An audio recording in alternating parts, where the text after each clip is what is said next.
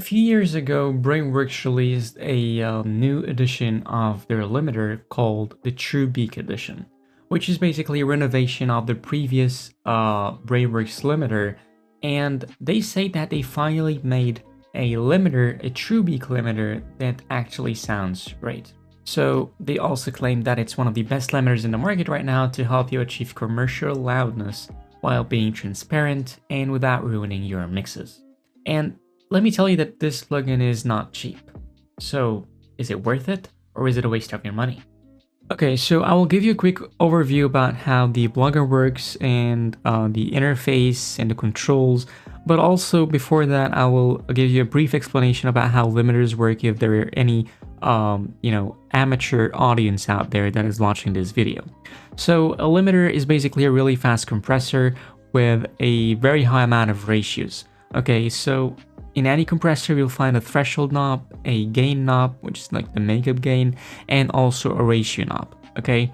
And the limiters out there also work in the same way. The only difference is that you probably won't find any ratio knobs because innately they remove or cut any signal that goes above the ceiling or the threshold level completely. They remove it completely, not just by like a little amount or so like how compressors work. Okay, so this is how limiters work in general, and right now I'm gonna go through the interface and how every control works. Okay, so let's start by the gain knob here and the ceiling knob. So you basically set a threshold level, which is your true beak level, with this ceiling control. So let's, for example, say that we're gonna put it at minus 0.3 dB, whatever, and we're gonna crank up the audio by 4 or 5 dB, and once the signal hits the ceiling level, it's gonna get processed and limited. So this is like the whole idea of the limiter. And you're gonna have your release time here in milliseconds, and this is a link knob that basically connects the gain and ceiling controls together so that they can work in conjunction. So if I increase the gain by 1 dB, the ceiling is gonna get reduced by 1 dB as well. I don't really find it very useful in my opinion, so I don't use it that much. It's up to you if you want to use it. Anyway, let's get to the XL control here. So this is basically saturation. This is like a minimized version of the XL saturation plugin by Brainworx. They've added here the saturation knob as an extra feature in the limiter, and it does add some character to your tracks if you want to use it. So you can adjust this level here, and you can turn it off, of course, if you don't want to. And in the tone control, you'll find here a high pass filter and a low pass filter, and you can turn, of course, everything on or off. And in the middle, you'll find the foundation knob, okay? So this control, basically, if you put it at a positive value, it's gonna make your track more bass heavy and boost, or like some sort of boosting to your low end, and to make your track bigger and huge. And if you put it at a negative value, it's gonna do the total opposite. So this is like a more of a tonal balance control that you can adjust according to your taste. And in the bottom here, you will find the channeling percentage. Okay, so if I put it at 100%, what this basically means is that the limiter is gonna treat both of the left and right channels as one track, and they will limit whatever or whichever channel is the highest. Okay, so it's gonna apply gain reduction to the highest level, whether it's the left or the right channel. But if you put it at 0%, they're not gonna be linked. So it's gonna treat every channel on its own. It's gonna apply gain reduction independently on its own. Like for example, it will treat the left channel as an individual track and the right channel as another track. And if you're gonna use this limiter for mastering, Brainworx recommends leaving this at 75%.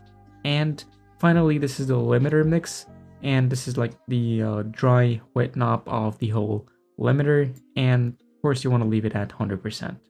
So on the left side here is the metering window. Okay, so you can monitor your levels here. There's an LFS meter, which is really handy because this is the perceived loudness reference that we use in nowadays music when we're mastering them. And there's also an RMS, a true peak value, and you can see the amount of gain reduction in dynamic range. And you can also monitor your stereo field, balance, and correlation in this window. Below, you'll find option to solo the left channel, the right channel, the mid, the sides. And if you want to solo the left to right channel, you can use the solo in place feature. So basically, if you just turn on the right solo, the right solo here, soloing the right channel only, you will listen to it in both ears and it's going to be centered, okay? And the same for the left channel. But if you want to listen to the right channel in your right ear only, you have to activate this solo in place option. And the last control here is the swapping the left and right channels. So you're going to invert both channels. You're going to listen to the right channel in the left ear and vice versa. Last but not least is the modes that come with this limiter, which is the modern and classic. Okay, so classic is the original mode, or the safer option as well. It comes with the original Brainworx limiter, the previous version, and modern is, directed towards more heavy genres and styles, like most of electronic music that have very aggressive and harsh transients. So, of course, you can choose whatever mode you like, depending on the style that you're working with. Okay, so for the sake of this video, I made these two short tracks here. Okay, the first one has a more of a heavy low end, and the second one is a bit brighter, so that we can try different vibes and different styles with the limiter. Okay, so the first one, like tracks that have a very bassy low end that is very heavy are usually harder to push louder, okay, because they distort sooner than the other brighter tracks. So my target loudness level is about -8, like -8 LFS. Maybe -9 is fine.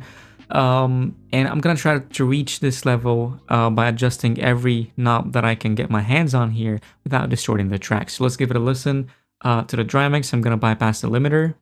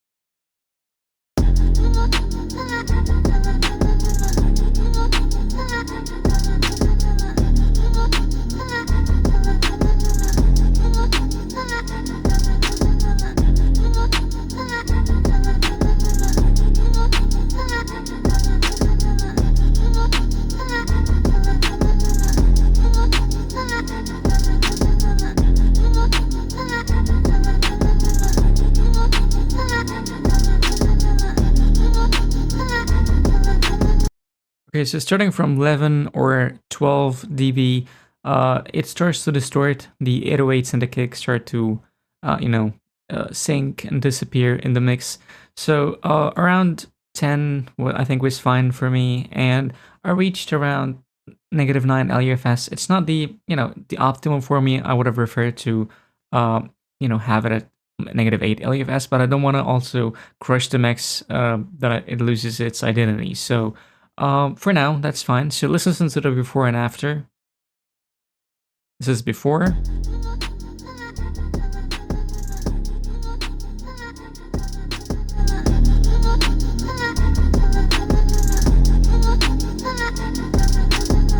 Yeah, so this was the first mix.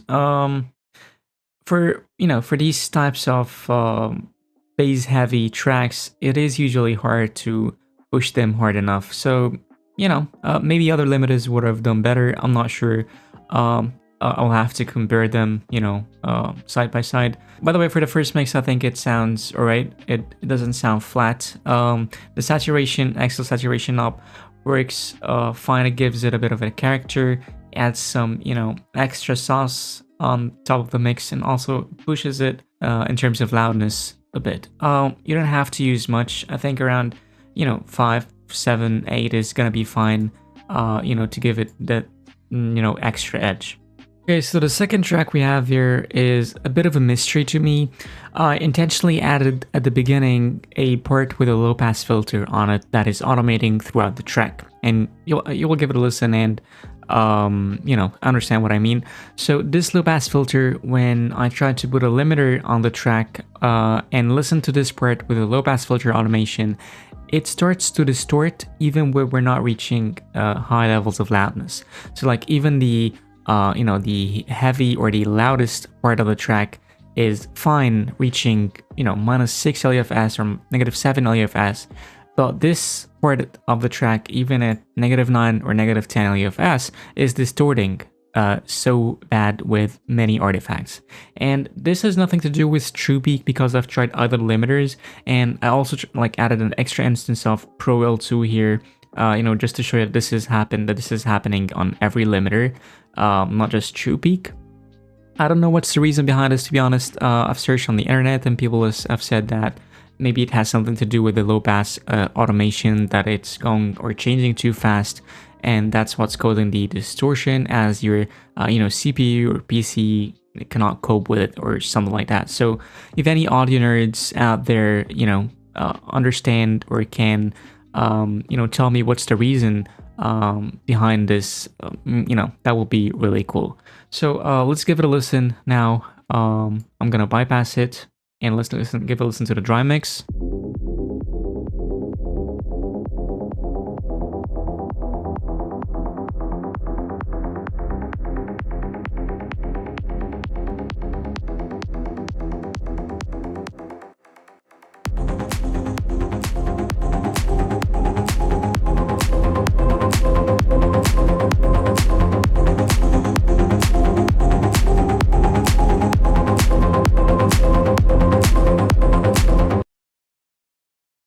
Okay, we've reached around -6 LFS, and it sounds awesome, to be honest.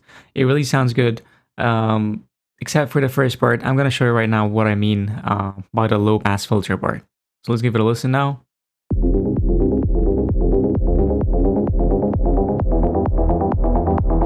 You hear this crackling noise or distortion or clipping, whatever.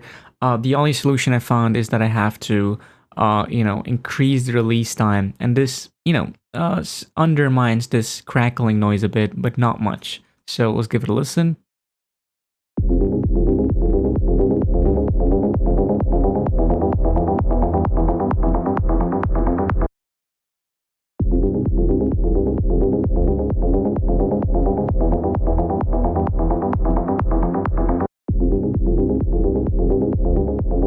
It only decreases a little bit, but that's it. It doesn't disappear, so it's actually useless. So I'm gonna leave it at maybe 30 or 25. And we're gonna keep increasing the gain to see the maximum that we can get, but we're gonna focus on the louder part because I still have no idea what's happening here. And let me also show you what's happening with Pro L2 here. I'm gonna have a bit 9 or 10 dB of gain. Let's have it at dynamic. Release is about 30 or whatever, and a fast attack, and have the ceiling or the true peak level at -0.2. So I'll give it a listen.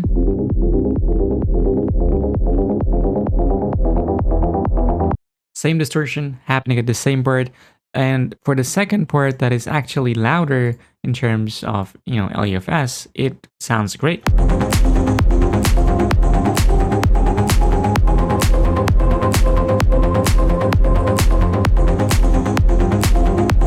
Maybe there is distortion that is happening that we maybe are not listening to, or we cannot differentiate in the louder part because there's so much going on. I have no idea, to be honest. So let's get back to True Peak. Listen to the track.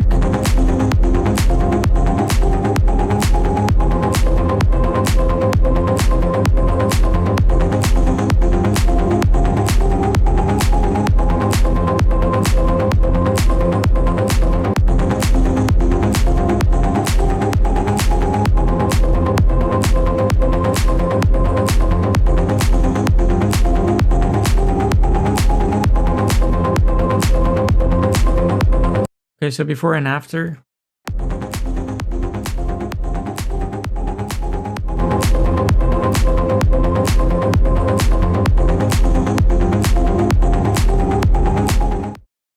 I really wanted to compare TruePeak with Pro L2 as this is the recommendation that I get from most of my fellow producers and composers. They say that Pro L2 is the best out there. So I also downloaded the trial version for it, and I wanted to compare both. So I'm gonna have both settings with 11 dB of gain, 27 millisecond release, and the same ceiling here on Pro L2. So around 11 dB of gain.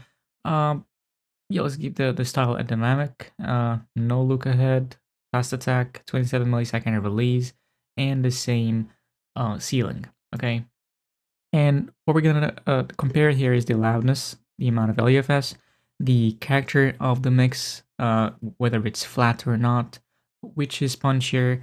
So let's give it a listen first of all to TruePeak.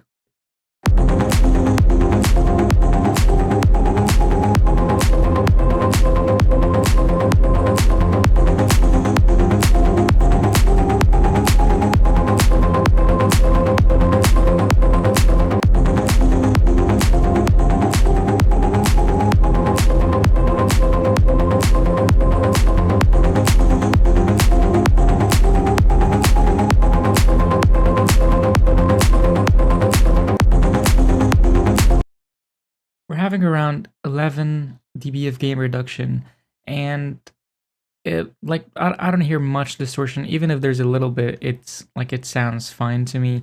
But 11 dB of gain reduction is a lot, and it still sounds cool, to be honest. The difference that was very obvious here is that the kick and the snare were much punchier with Pro L2, compared to TruePeak.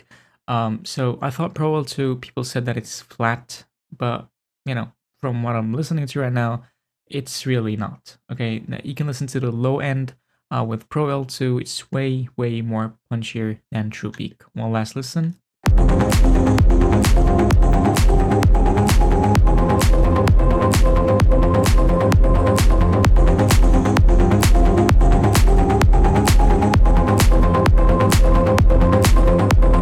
It just hits you in the head way too hard. Yeah.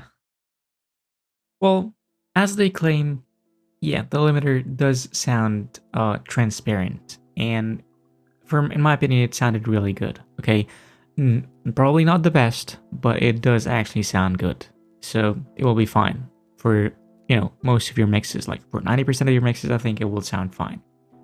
Also, the GUI is very fancy and is very simple, and the CPU usage is actually negligible, so that's also something to keep in mind. I think that my most favorite part about the plugin was the foundation control, as it gives you some flexibility to add some final touches to your overall mix and shape your tonal balance. So moving on to the drawbacks of this plugin, some of the controls like the high pass filter, low pass filter, and the link control were pointless in my opinion. I also think the metering window is not the best for loudness analysis compared to a limiter like Pro L2 for example. And I wish there was an option to know your highest gain reduction value, like the TruePeak Max, but for the gain reduction value. And I'm not sure if this is a significant thing to mention, but you don't get to choose your oversampling rate manually. If you care about oversampling rates, Plugin Alliance say that it is happening automatically and internally, so you don't get to manually choose it. Let's get to the most important part, which is value and pricing. Okay, TruePeak's price is $300. Yes, it is $300, which is very, very expensive compared to other premium limiters in the market that are almost half its price. So for the budget-conscious producer out there and the hobbyists as well, this might not be for you. However, if you don't mind the full price, then it is actually a good addition to your arsenal. Or you could wait for discounts to grab it. I think it's running around $30 these days. So you could take advantage of these discounts and grab it instead of, purchasing it for the full price. So yeah, that was pretty much it. This was Mazen Ali, and I hope you enjoyed the video, and see you in the next one.